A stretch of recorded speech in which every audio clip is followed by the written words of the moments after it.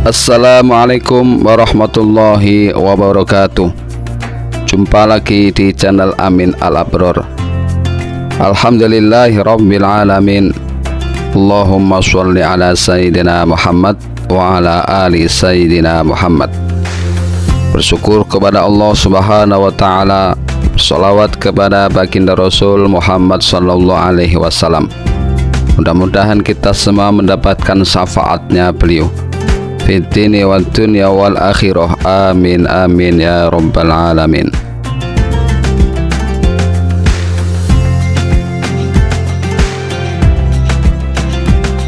Sejarah dan karomah Syekh Maulana Mansuruddin Cikaduen Pandeglang. Syekh Maulana Mansuruddin Cikaduen Pandeglang, Banten. Bila anak bangsa sudah mulai melupakan sejarahnya, maka hilanglah kebesaran generasi bangsanya. Manusia adalah makhluk pelupa. Kemarin seharusnya menjadi sejarah hari ini, hari ini menjadi sejarah esok hari, dan esok menjadi sejarah untuk lusa yang lebih baik. Begitu seterusnya, tiada berkesudahan.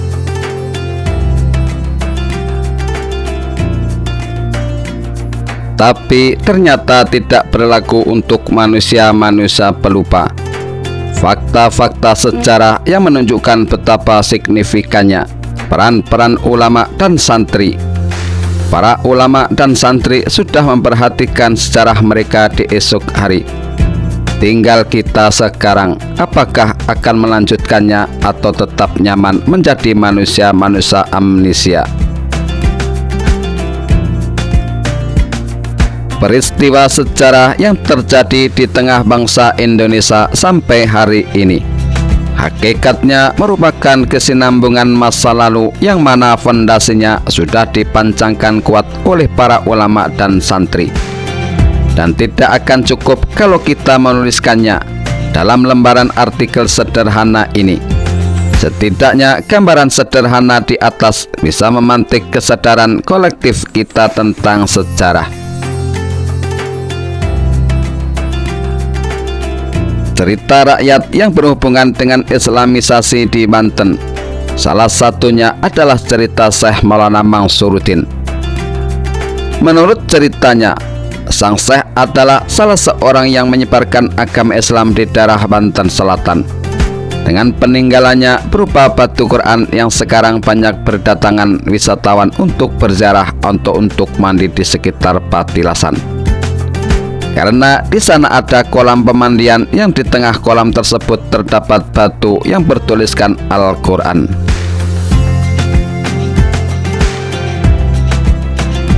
Syekh Maulana Mansuruddin dikenal dengan nama Sultan Haji. Beliau adalah putra Sultan Agung Abdul Fattah Tirtayasa atau Raja Banten ke-6 sekitar tahun 1651 Masehi. Sultan Agung Abdul Fattah berhenti dari Kesultanan Banten dan pemerintahan diserahkan kepada putranya yaitu Sultan Maulana Mansuruddin, dan beliau diangkat menjadi Sultan ke-7 Banten. Kira-kira selama 2 tahun menjabat menjadi Sultan Banten, kemudian berangkat ke Baghdad, Irak untuk mendirikan negara Banten di tanah Irak. Sehingga kesultanan untuk sementara diserahkan kepada putranya Pangeran Adipati Ishak atau Sultan Abdul Fadli. Pada saat berangkat ke Baghdad, Irak, Sultan Maulana Mansuruddin diberi wasiat oleh ayahnya, apabila engkau mau berangkat mendirikan negara di Baghdad, janganlah memakai seragam kerajaan, nanti engkau akan mendapat malu.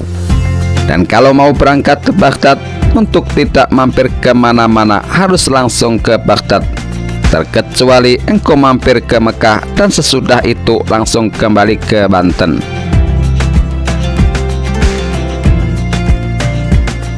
Setibanya di Baghdad, ternyata Sultan Maulana Mansuruddin tidak sanggup untuk mendirikan negara Banten di Baghdad, sehingga beliau mendapat malu.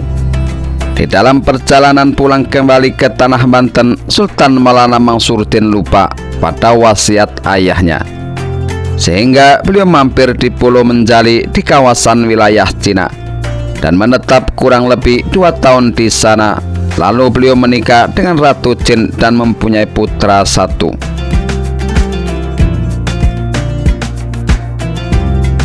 Selama Sultan Maulana Mansuruddin berada di Pulau Menjali, Cina, Sultan Adipati Ishak di Banten terpucuk oleh Belanda sehingga diangkat menjadi Sultan resmi Banten.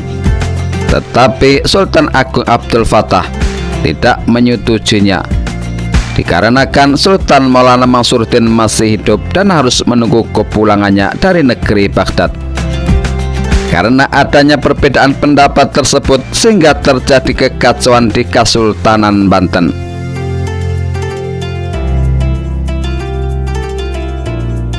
Pada suatu ketika, ada seseorang yang baru turun dari kapal mengaku-ngaku sebagai Sultan Maulana Mansuruddin dengan membawa oleh-oleh dari Mekah. Akhirnya orang-orang di Kesultanan Banten pun percaya bahwa Sultan Maulana Mansuruddin telah pulang, termasuk Sultan Adipati Ishak. Orang yang mengaku sebagai Sultan Maulana Mansuruddin ternyata adalah Raja Pendeta, keturunan dari Raja Jin yang menguasai Pulau Menjali, Cina.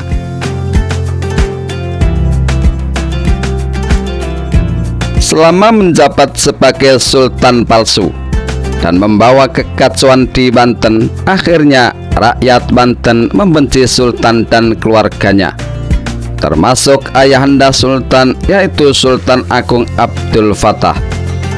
Untuk menghentikan kekacauan di seluruh rakyat Banten, Sultan Agung Abdul Fattah dibantu oleh seorang tokoh atau aulia Allah yang bernama Pangeran Buang. Beliau adalah keturunan dari Sultan Maulana Yusuf, Sultan Banten kedua, dari Keraton Pegalangan Gede, Banten.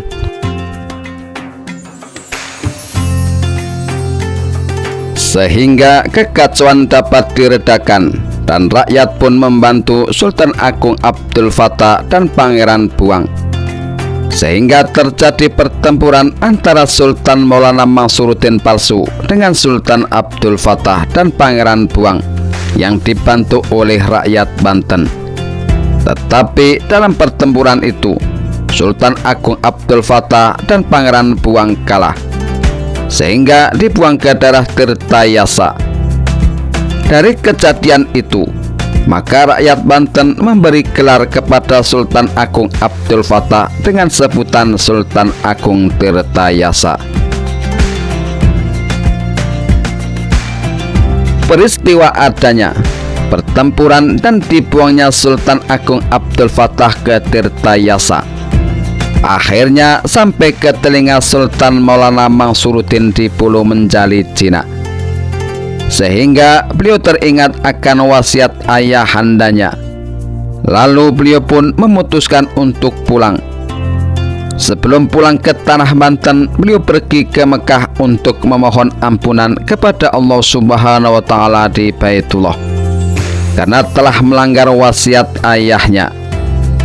Setelah sekian lama memohon ampunan, akhirnya semua perasaan bersalah dan semua permohonannya dikabulkan oleh Allah Subhanahu wa Ta'ala, sampai beliau mendapatkan gelar kewalian dan mempunyai gelar Syekh di Baitullah.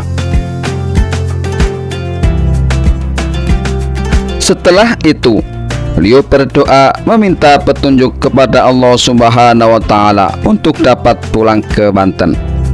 Akhirnya beliau mendapatkan petunjuk, dan dengan izin Allah Subhanahu wa Ta'ala beliau menyelam di sumur Zam-Zam. Kemudian muncul suatu mata air yang terdapat batu besar di tengahnya. Lalu oleh beliau batu tersebut ditulis dengan menggunakan telunjuknya, yang tepatnya di daerah Cibalukan, Cimanuk, Pandeglang, Banten, dan sehingga oleh masyarakat sekitar dikeramatkan dan dikenal dengan nama Keramat Batu Quran. Setibanya di Kesultanan Banten, dan membereskan semua kekacauan di sana, dan memohon ampunan kepada ayahanda Sultan Agung Abdul Fattah Tirtayasa, sehingga akhirnya Sultan Maulana Mansuruddin kembali memimpin Kesultanan Banten. Selain menjadi seorang sultan, beliau pun mensiarkan Islam di daerah Banten dan sekitarnya. Dalam perjalanan mensiarkan Islam, beliau sampai ke daerah Cikoromoy, lalu menikah dengan Nyai Sarinten atau Nyi Mas Ratu Sarinten. Dalam pernikahannya tersebut, beliau mempunyai putra yang bernama Muhammad Soleh, yang memiliki julukan Kiai Abu Soleh. Setelah sekian lama tinggal di daerah Cikoromoy, terjadi suatu peristiwa di mana Nyai Mas Ratu Sarinten meninggal, terbentur batu kali pada saat mandi. Beliau terpeleset menginjak rambutnya sendiri. Konon Nyi Mas Ratu Sarinten mempunyai rambut yang panjangnya melebihi tinggi tubuhnya. Akibat peristiwa tersebut, maka Syekh Maulana Mansuruddin melarang semua keturunannya, yaitu para wanita, untuk mempunyai rambut yang panjangnya seperti Nyi Mas Ratu Sarinten. Nyi Mas Ratu Sarinten kemudian dimakamkan di Pasarian Cikarayu, Cimanuk. Sepeninggal Nyi Mas Ratu Sarinten, lalu Syekh Maulana Mansuruddin pindah ke daerah Cikaduan, Pandeglang dengan membawa khodam Ki Jemah. Lalu beliau menikah kembali dengan Nyi Mas Ratu Jamilah yang berasal dari Caringin, Labuan. Pada suatu hari, Syekh Maulana Mansuruddin menyebarkan syariah agama Islam di daerah selatan ke pesisir laut.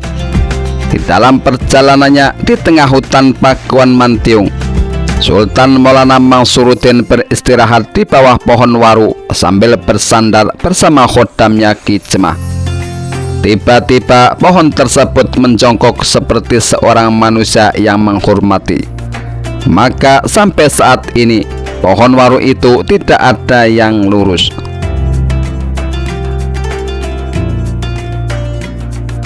Ketika saya sedang beristirahat di bawah pohon waru, beliau mendengar suara harimau yang berada di pinggir laut.